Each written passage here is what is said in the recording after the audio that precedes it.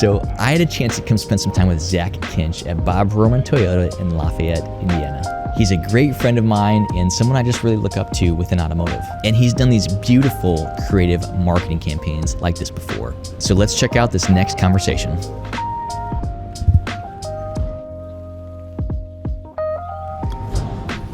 Do I hold it like this? You do. You guys had a pretty big morning. It's been busy. We're coming up for air now, so we're all good. So you guys have done this a couple years now, Yep. and you got to the point now where not only do you do one car for $99, but you find a way. We'll see. To Potentially Yeah, a second car. but you found a way to like leverage it into even more reach on organic Yep. social. Where did this idea like originally come from?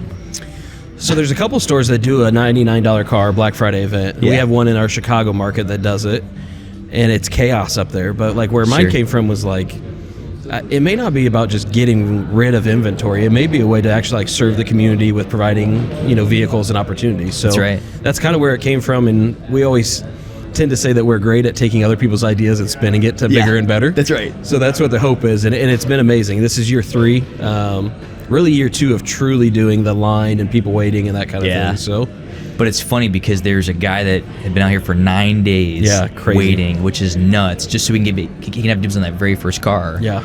And like in all seriousness, it's a nice car. Yeah. I mean, that retail, if we took it to the wholesale auction, we'd get $5,000 for it. If we want to retail that, it's probably around like $6,200. Yeah.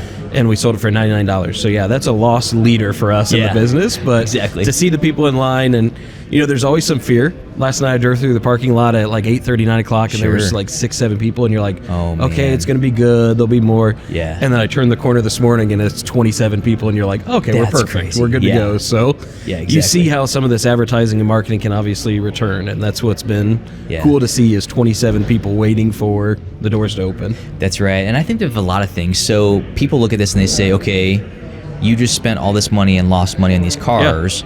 But in all seriousness, the brand awareness, and then also there's loyalty and referrals that come from sure. this type of interaction. Yeah. Literally everybody out front, so the 27 people that are out front, almost all of them said that they heard about this through TikTok. Yeah, it's crazy, isn't it? Which is mind-blowing to me. And I just think of all the other people that didn't come here that still heard about this, that now you're in their head because they know where to come get a car. Yeah. What's funny is somebody actually reached out to me on social media and was like, hey, you just talked about the ROI.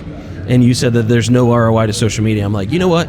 Mr. Rohrman was the king of TV commercials. And if you're in the Midwest, you remember his TV commercials. That's right. What's the difference between social media and that? Correct. Because no one came in and was like, hey, I'm buying a car because of that. your TV. Yeah, that's right. It's, they were big fun of the videos and how crazy they were and funny and comical and those kind of things. But nobody was like, I'm only buying because Bob Rohrman made a TV commercial. Yeah. So, this is the new age for us of being like, hey, how do we stay top of mind? How are we present in their phone?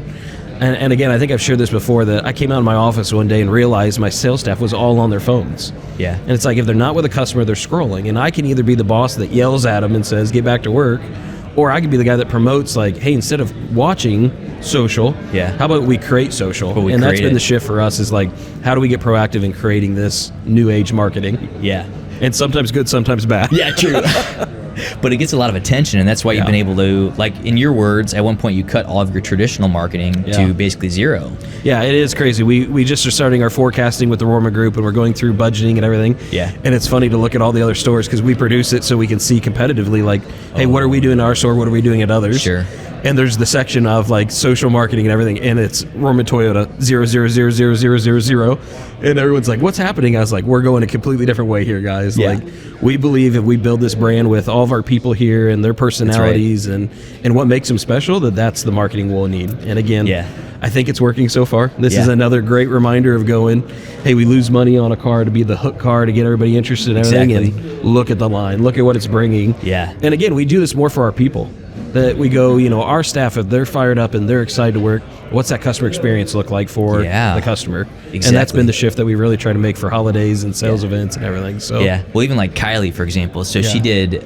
She was one of the ones she was the one that sold the $99 car last year for Black Friday, and I mean, we still talk about that to this day because she's excited about that, and the customer had an amazing experience. And for sure, there was even a point where that story was featured in the automotive news. Yeah. So now she's talked up in this great way that she's really excited about. Yeah. If you don't think it matters to her, day. go look at her desk. She's got a framed article of it. It's like, this changes her mindset too as a salesperson. Like you were saying, like her confidence now by having something published and framed is like, I'm something special, I'm doing something. And that's exactly what we need, because she is exactly that. So how do we obviously recognize her, promote her, and those kind of things? Could be social. And that's the push that we're doing. Well, that's what I think is so beautiful, is that there's so much value that we have, like in ourselves, like as salespeople. And a lot of times we don't realize that until we can really create that beautiful, wonderful experience with someone on a day like today.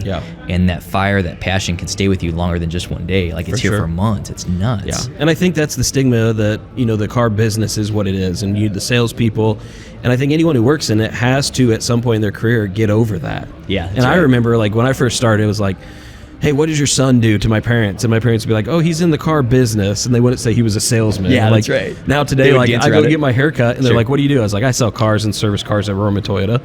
Like, I do so much more than that, but that's what we do at the crux of it. And it's like, how do we continue to build that in the community, that we're proud of what we do? And it's events like this. It's opportunities like Automotive News coming in. It's people like you coming in and featuring it to show, like, we are changing the automotive business. And we're just one domino, but we're going to get other people to follow. Because this year we heard of 3 other businesses that are copying our event. And they were like reaching out to us, for one from Oregon that was like, hey, I reached out to my GM. How do you do this? And I was like, well, I could tell you, or you could just fly out here and see it. And they're like, we would prefer you just tell us. Just tell us.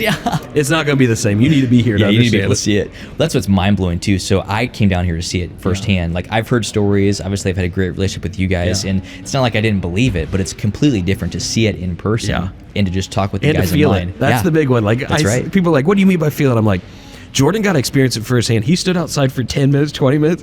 I came in the dealership. He's warming his hands up. I said, dude, they've been out there for 7, 8, 9 days. That's right. Exactly. To feel it when it's, I think today was like 21 degrees when I pulled out of my driveway. Dude. Like, they're sleeping outside in 21 degrees intense. So they are motivated. Well, even like on the social side, you guys have invested a lot with your staff to even bring someone like Russ Flips Whips to the store so that they can learn from that. And even just seeing that kind of performance afterwards, where you can start from nothing, build up a following, and now you are creating great distribution through organic social media on TikTok. I mean, I think of 3 people specifically that had very little following or nothing on TikTok. And now that they've built that up, and now that's what they do, and that's how they communicate to the local community or even nationally. And that's just such a great way for them to sell service, and not just for the store, but for themselves. And I think too is their follow-up has been the secret sauce. Like, we have battled for the last year, like, what is the ROI on this? What's the involvement they should do? And we've had to be somewhat brave in allowing it to naturally happen.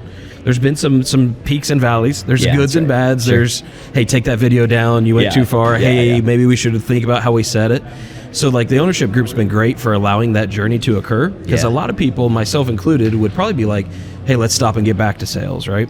And that is the end-all, be-all. That is what we are here to do. That's right. But what we've started to finally see now that we've got through the tunnel is, like, customers interacting and being like, hey, I haven't heard from you in so long, but I saw your event. That's right. Like, somebody from my church was here today that I was like, why are you here? And he's like, well, I need a car for my daughter, and I just saw your stuff going on, so I knew that I could come in. And I'm like, man, like, you were a great person I should have thought of, because I knew you were in the market for a car, but never even thought of it. But through follow-up, he automatically was like, I should come in there and check it out. So it's that we never expected. And Russ does such a great job in his training of being like, let's just show you how simple it can be. And then we show you exactly what I do every day, and you can copy this.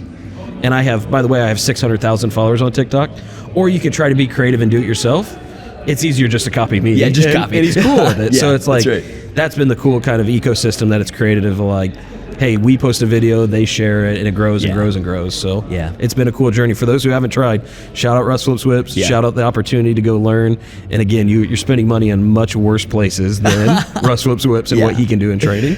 But I never thought about the follow-up side, because how many times does a salesman log into a CRM and it's like, hey, call this customer that bought 6 months ago or a year ago. And with social media, if you connect with them through a platform like that, they get follow-up almost every single day from you. I never thought of that. Yeah, it's crazy. We started doing TikTok Lives, which is something I never thought I would be doing. But we had a customer that actually, we made the joke that he donated, which I didn't know you could really donate, but he donates on TikTok Live. And we're like, hey, you just paid us profit. Like, we didn't think about it that way, that, like, you're paying the dealership by us doing this.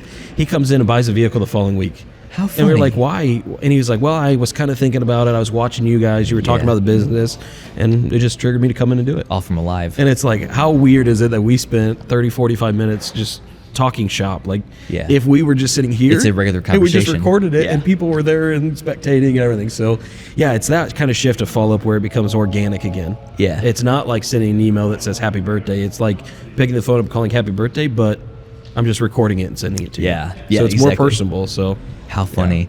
So what advice would you give to other dealers, other operators out there to like double down on great events like this? Because you guys have had some really creative stuff. For sure. Not just like $99 car, $1,500 off Plinko, $5,000 cornhole, and so many other ones. Even like your huge trunk or treat event where you get thousands of people here. Sure. Like, what advice would you give to someone who's thinking about that but might be skeptical of the results?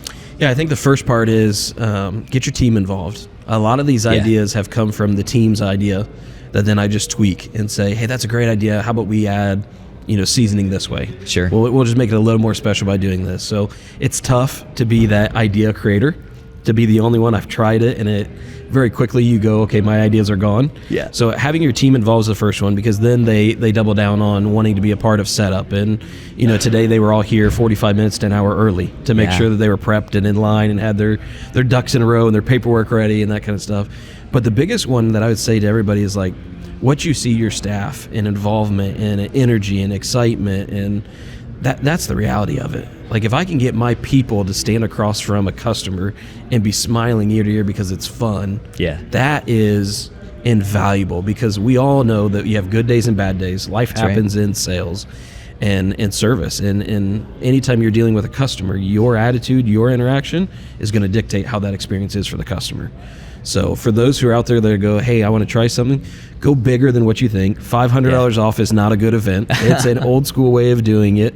Go bigger than that, and make sure your people come in and go, hey, there's a reason that you should do this, is because it doesn't make sense. Yeah. And if you don't do it, it's not going to be here tomorrow. So like, that's right. It was 10 a.m. and the showroom was completely full, and I'm going around asking people, do you need anything? And it's like, no, another customer. Yeah. And it's like, man, if I could have that every day, what would this look like? What would it feel like? Yeah. And man, the energy and the residual that's going to come from that is just mind blowing. I mean, they're going to be talking about this for a year to come. For sure. Just like last year. Yeah, exactly. Well, Zach, thanks so much for taking a few minutes out of your day to have this conversation with me. Appreciate it. Thanks for always coming and supporting us. Oh, love it. You know that. Awesome, man. Thank you. Thank you. This is sweet.